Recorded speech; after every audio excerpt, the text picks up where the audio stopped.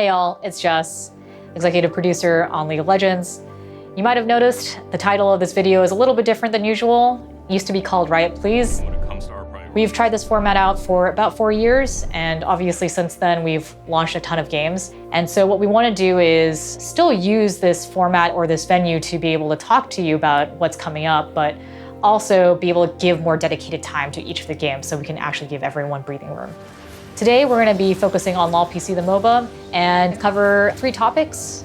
First is going to be the state of the game, second is going to be the client, and third is going to be game clarity. Now I'm going to hand it off to Andre, who's going to talk about state of the game. Hey folks, my name's Andre and I'm the game director for League of Legends. We're going to be talking today about how the preseason item update went and the overall state of the game right now. Looking at items first off, we think we've got in place a system that should allow some good increases to choice and diversity for most champions. At the moment though, individual item balance is often overshadowing what could be interesting choices. Items like Sunfire or Gore Drinker have just been universally good choices for the damage or healing they bring. And so one of our first priorities has been chipping items like that down so they're not just dominating in terms of raw stats. On the other side of things, we've then also got some items that just haven't been delivering.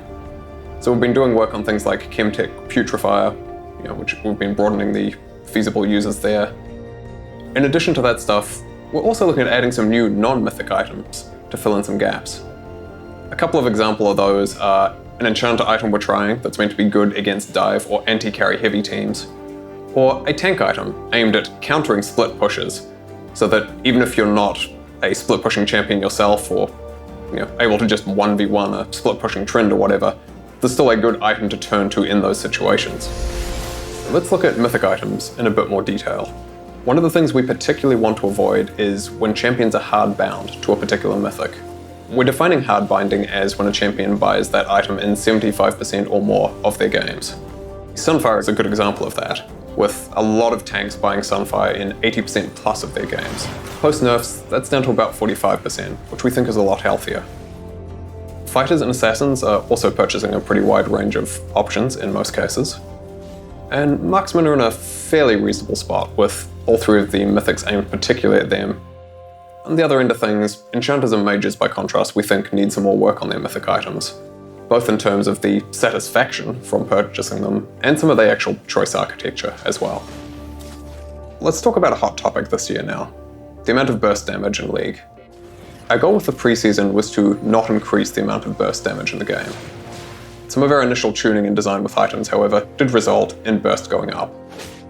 As a result, we've gone back and we've removed a bunch of that systemic front-loaded damage, making changes to things like Duskblade, Lichbane, Luden's Echoes, etc. We're still monitoring and talking about burst pretty actively. We think it's probably acceptable, though very much on the high side, but might end up taking a bit more out of the game in the moderate future. And on a related topic to burst damage, we should talk a bit about systemic healing in League, healing that comes from items and runes. We do think healing has an important place in the game.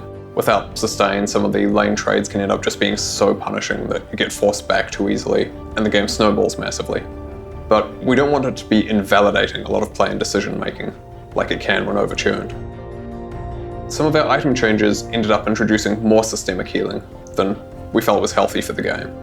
And that results in things like grievous wounds feeling too mandatory and chip damage just not mattering. As a result, we've gone back and we've hit some of those sources of healing, things like Moonstone, Ravenous Hunter, Gore Drinker, Ravenous Hydra, etc. For some, straight nerfs. For others, we've wanted to shift some of that power towards durability in other forms. Let's shift gears now and talk about role strength in LoL and how that's going at the moment. We want to ensure that all the different positions have a meaningful impact on the outcome of the match.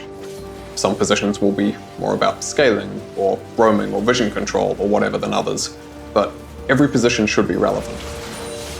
When we first launched the preseason though, marksmen and enchanters were in too weak a spot, so we've gone and made some changes to give them some more early impact. Junglers, on the other hand, were in too impactful a spot, overly deciding games by themselves, and so we've gone and removed some gold and XP. Finally, let's talk about snowballing rates in League.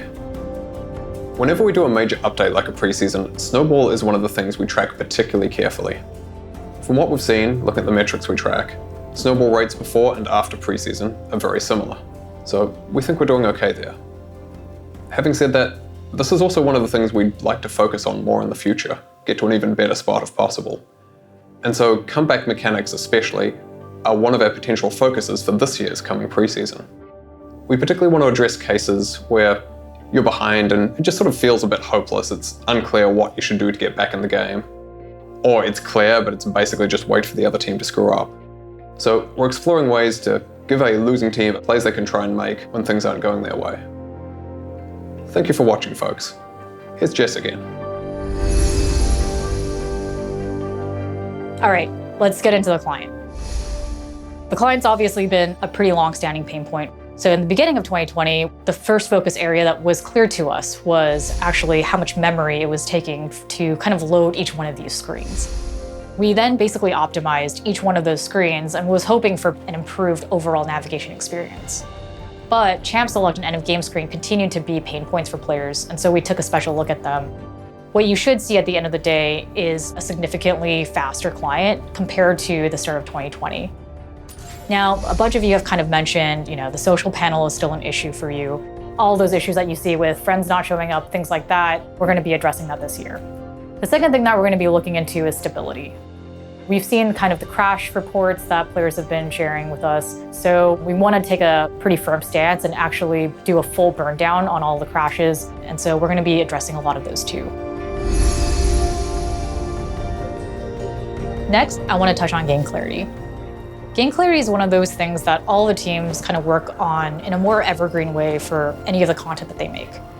But we want to bring up this topic right now because it's been over 10 years and we've pushed a lot of champions and skins to the game. And so what we want to make sure we don't betray is kind of that level of competitive integrity where now characters might be unreadable or hard to understand what they do or how do you play against them. The first input into that framework is the silhouette. It's the foundation for all of our champions, and we want to make sure that each and every champion has a distinct silhouette. So for example, take Senna.